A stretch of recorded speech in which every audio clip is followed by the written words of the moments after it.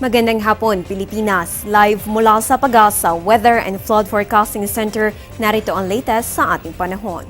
Sa ating localized weather update, nakakaranas ng mahihina hanggang katamtaman with occasional heavy rains po ang Quezon, particular na sa may Lukban, Tayabas, Mauban, Sampaloc, Sarayaya, Candelaria, dyan po sa may Tarlac, particular na sa may Bamban, Capas, Santa Lucia, sa may Zambales umuulan rin po, pati dyan sa may Muntinlupa at Taguig sa may Metro Manila. Nakaranas rin ng pag-ulan ang Laguna, particular na sa may Cabuyao, Calamba, Lumban, sa may Indang, Cavite at Bataan. Ayon sa Pag-asa, maaari ito magpatuloy sa loob ng 2 oras. Asahan naman ang thunderstorms sa may Zambales, Quezon at Bulacan within 2 hours. At yan ang ating localized weather update dito sa Luzon. Paano naman kaya ang tsansa ng mga pag-ulan sa nalalabing bahagi ng bansa?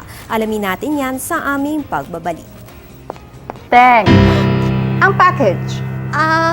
Ma'am, sabi ng Air 21 on the road na.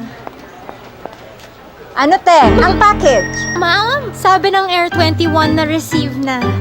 Okay, very good. Basta padala, sagot ka ng Air 21. May real-time delivery updates via text para worry-free ka. Teng, ang package, napadala mo na? Yes, ma'am, sa Air 21. Sa Air 21, sagot ko, padala mo!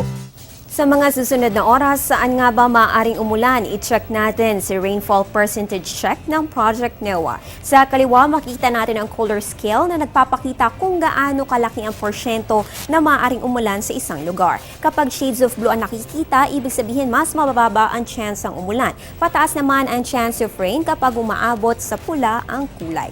Base sa mga kulay na ipinapakita sa ating mapa sa ngayon, dito sa may Luzon, may 60 to 100% chance of rain dito sa may bandang Ilocos at Cordillera Region, pati maging sa katimugang bahagi ng Bicol Region, habang may 40 to 60% na chance na pag-ulan naman sa may bandang Central Luzon. Sa Visayas, mas mataas ang chance na pag-ulan sa may Eastern Visayas na may 30 to 50% chance of rain. At good news naman sa ating mga kababayan dito sa Mindanao, meron lamang tayong 0 to 40% lamang na chance ng pag-ulan.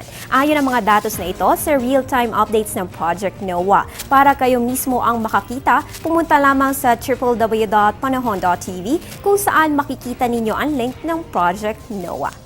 At yun ang latest mula dito sa Pag-asa. At bago matapos ang lahat, nais ko po munang batiin ng good afternoon si Rafael Javier na parating nakatutok sa Panahon TV.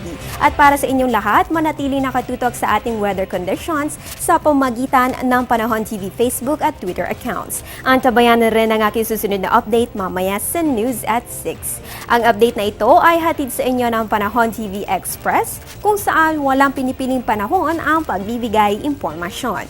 Ako po ang inyong weather girl April Enario. Magandang hapon.